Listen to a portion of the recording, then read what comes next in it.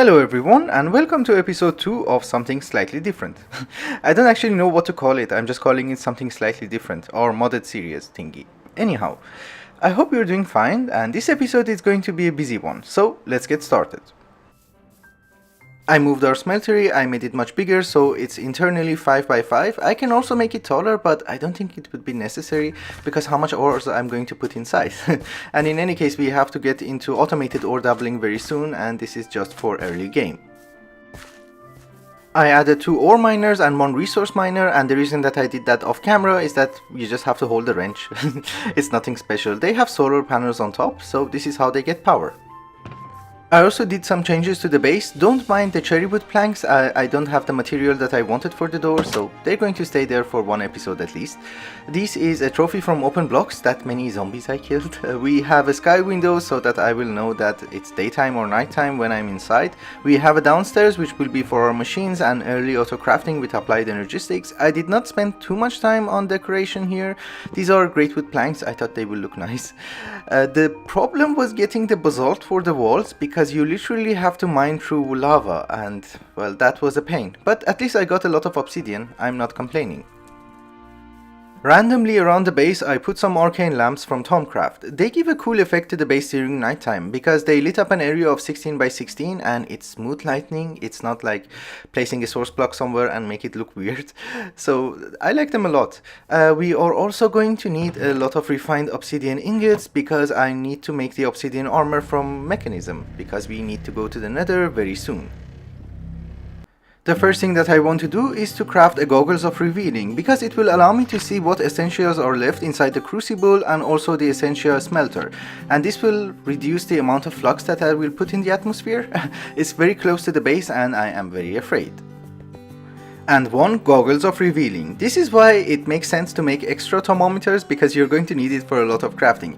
It's a bubble so you can wear it on your head and it will tell you if there are any essentials left in the crucible so that you don't accidentally release it into the atmosphere and make flux. So this is good. The next project is that I need to go to another fortress and do some projects. So diamond armor is good and all, but it's not going to be enough, and I think if a wither skeleton farts towards my general direction, I will just die. So we're going to make obsidian armor from Mekanism because it's the best tech-based armor early in the game. So let's get started.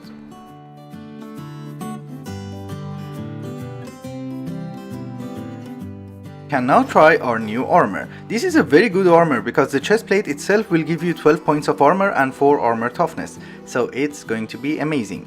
The diamond armor was also good enough, but I just wanted to be sure. Anyhow, before we go to the nether, there is one research that I have to do in oromancy because the reason that I'm going to the nether is that I want to be shot by a blaze. So we need to unlock this one, examine fire very closely and make a focal manipulator. Cool.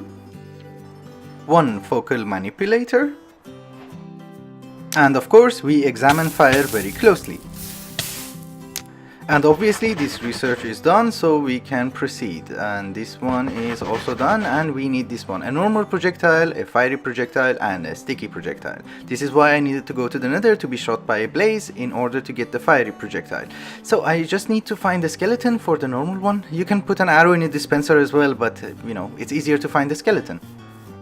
Aha, I have found someone who's going to help us. Shoot me. Thank you. So I have learned something new and we just... Oh, I have warp?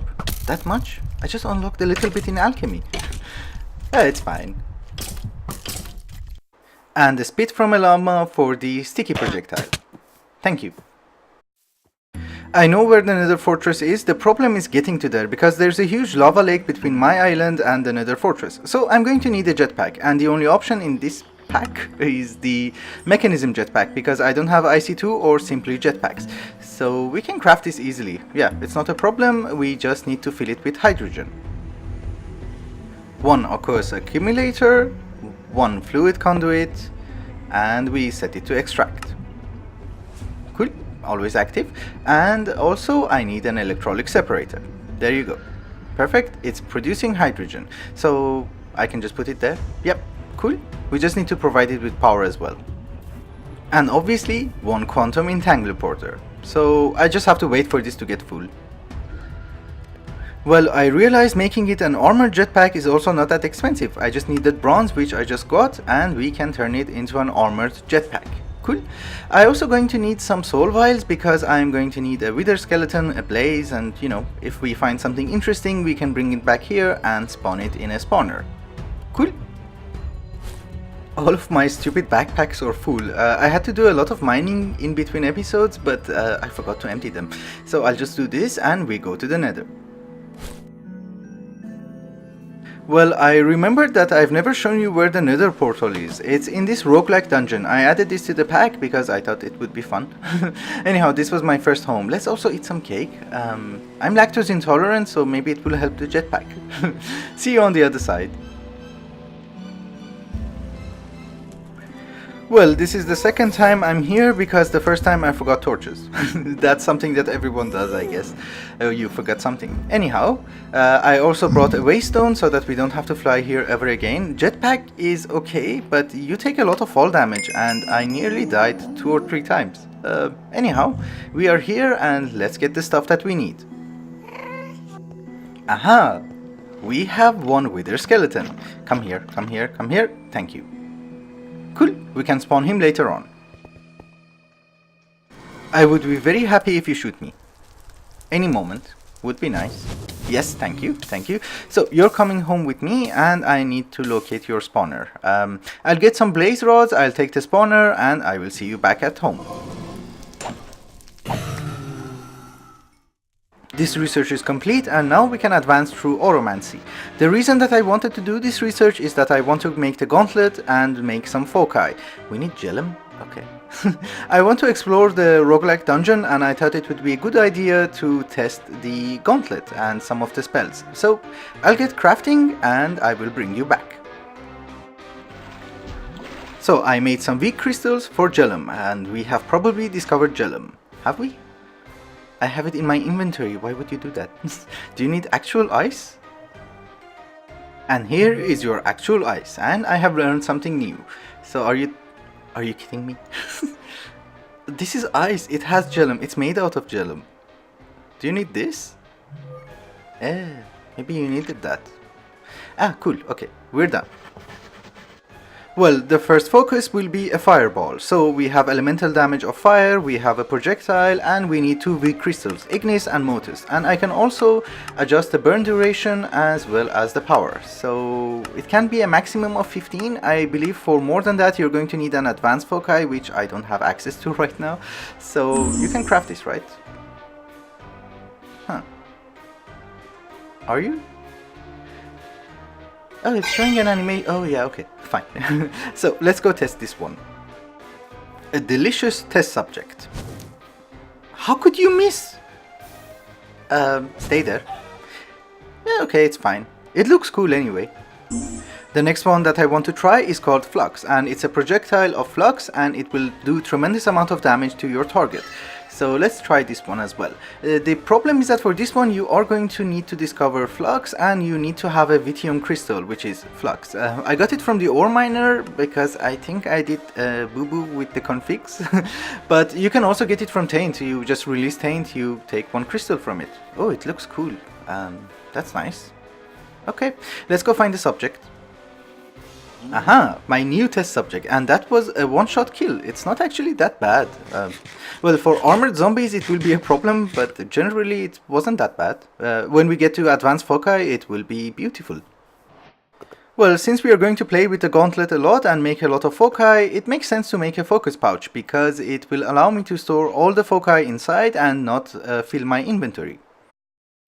And one other thing that I strongly recommend that you make as soon as possible is an Everfull urn, because it will automatically refill your crucible with water, and sometimes when you're trying to extract essentia from your crucible using quartz levers, you run out of water and then flux gets built up. So this will avoid that and you will have a better life without flux. And for some reason it's not working. Oh, it is. Okay, just a little bit of lag. It is fine. Cool. Alright guys, I made some holy hand grenades from Reliquary, I made another focus for the Gauntlet, which is breaking blocks, and I think we should be good to go. I'm fully armored and we have intense music, so when I find something interesting, I will bring you back.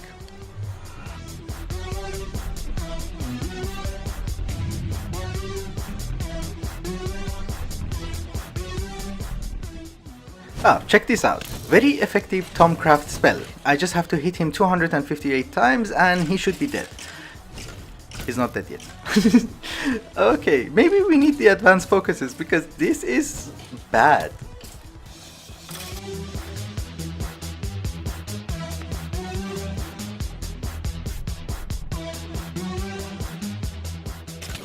Okay, I guess we're done here, because I'm dying and it's not going very well. I don't have to clear the entire thing, I just wanted to test the Gauntlet, which sucks. We need the advanced foci and I need to recover my health, because this is going I did not scream, it was him. He was fearful of my manly armor, and he has enchanted armor. Dude, come on. Okay, we'll be back here in the near future, hopefully. This furnace is always burning, so I'm guessing that it doesn't need fuel and we will have free smelting for days. It doesn't work. Okay, fine. This device from Thaumcraft is very useful. It will show you the amount of V and the amount of flux in different chunks near you. So I'm guessing it's actually quite good. That area which has high amount of flux is the place where I did alchemy, so we can monitor it. It's good. So I was trying to make some Thaumcraft armor, and unfortunately the amount of V in this chunk is completely depleted. There is a Workbench Charger, which if you put it on your workbench, instead of using V in one chunk, it will use the V in a 3x3 chunk area. The problem is I need 200 V in order to craft it, so I have to find a place which has 200 V and start crafting that. So I'm guessing here is a different chunk. Maybe it has 200, it does not, but at least I can make some parts. Yeah, I can. That's good. Okay, I'll find the chunk and I will bring you back. Well, this chunk seems to have enough V, so we should be able to craft it. Yes. So I'm back at the original chunk, and if I put the charger on top, you can see that the workbench has more than 1000 V in it, because it's now using the V from 3x3 chunks nearby, and well, it's much better. So we can craft whatever we want. And the only reason that I made this armor is that because it will give me a V discount whenever I'm playing with Thaumcraft. Otherwise, it literally provides you with no armor. So we have to change our armor when we're going exploring. Also, we need to get industrialized as soon as possible, so we need to work on our infrastructure a little bit. I hate cables in general, so I'm going to make some wireless energy crystals from Draconic Evolution, and I think I have enough to make one vibrant tier. So I'll do the crafting and we will see if we have enough.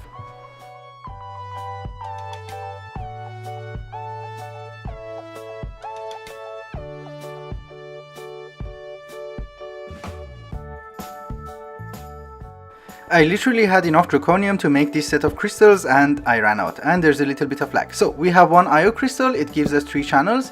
We have a relay crystal, which I cannot find it for some reason, and that will give us 8 or 16 channels, I don't remember. And then we have the wireless crystals, 2 of them, which each of them will power 32 devices wirelessly. So IO crystal gets connected to the relay crystal, and relay crystal will power the wireless crystals, and all you have to do is to get your crystal wrench and connect them together, like so.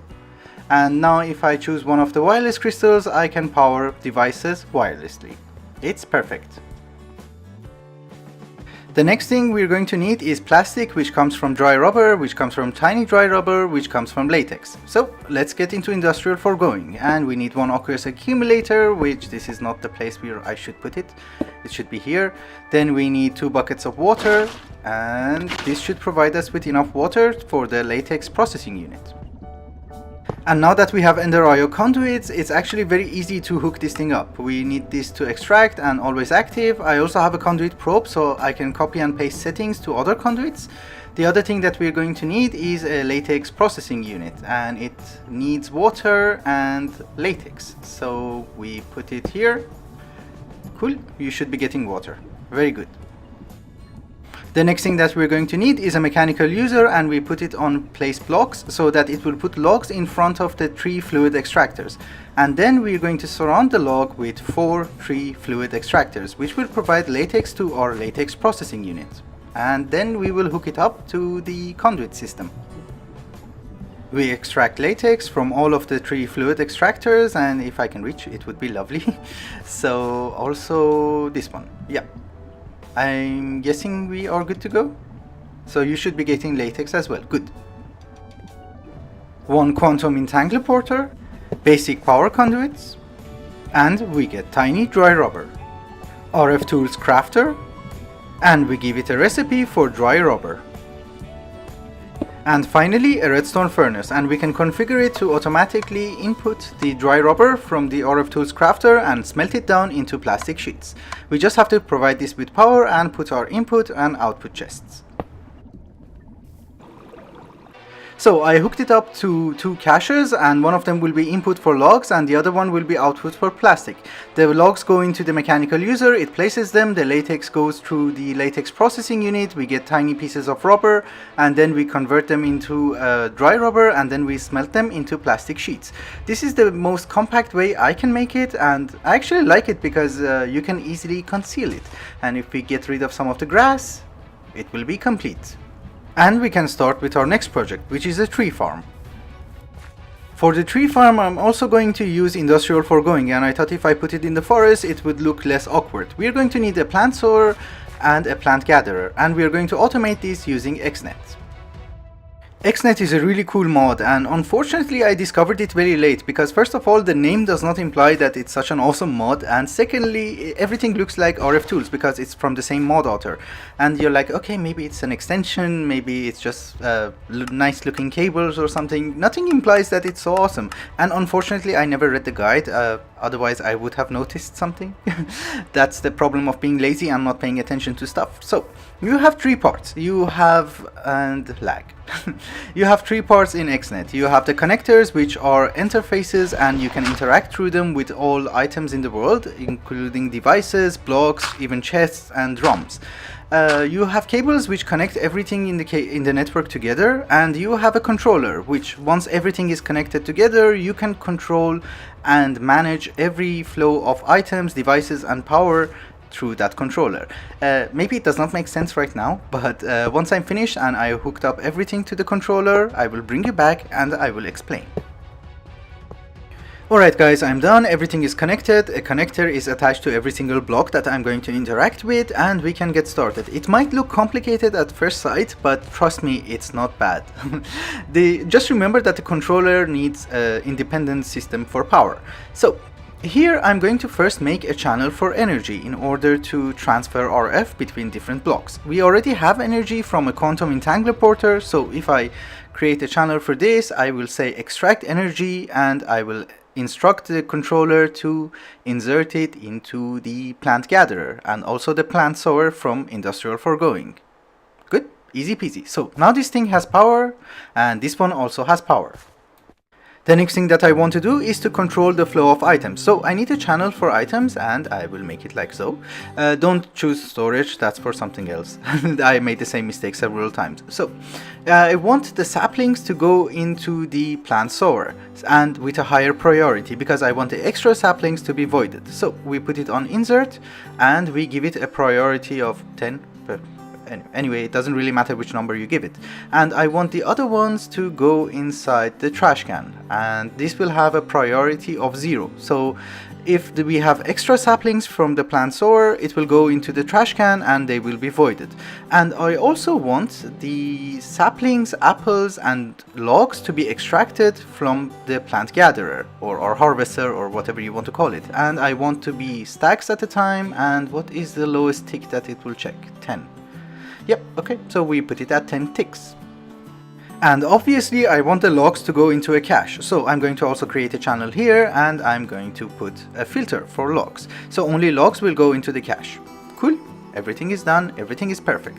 Now we have to decide about the sludge, and I need to make this thing run a little bit because I need 1 bucket of sludge in order to set up the filter. Cool, we have 1 bucket of sludge, and now I can set the filter to avoid the sludge from the plant gatherer or harvester. I still want to call them harvesters. What was wrong with MFR? Why do you have to change the name? So we have a new channel for fluids, and we are going to extract it from the harvester, and we are going to filter sludge. Cool. And then I need to find the fluid trash can, and I'm going to create another channel, and I'm going to put it to insert and a filter for sludge. So any sludge that is made by the harvester will be voided into the trash can. I just have to check. So if I remove you, will you have sludge? Yep, it's being emptied. So everything works awesome. Everything is set and we are good to go. I will do the decorations later on and off camera because, you know, it's just placing some blocks. Anyway, it does work and it's providing me with logs, and that's the main point. The one from Botania is more interesting to do, but unfortunately it's so inefficient and slow. So I thought this would be our best solution. Anyhow, it's also time to wrap up the episode before it gets super long. Next episode we have to get into auto crafting with applied energistics because I don't want to do the crafting from Enderio stuff on my own, and I don't want to repeat them. They are so complicated. So and lag. Anyhow, thank you so much for watching, and I hope you enjoyed it. Till the next episode. Bye bye.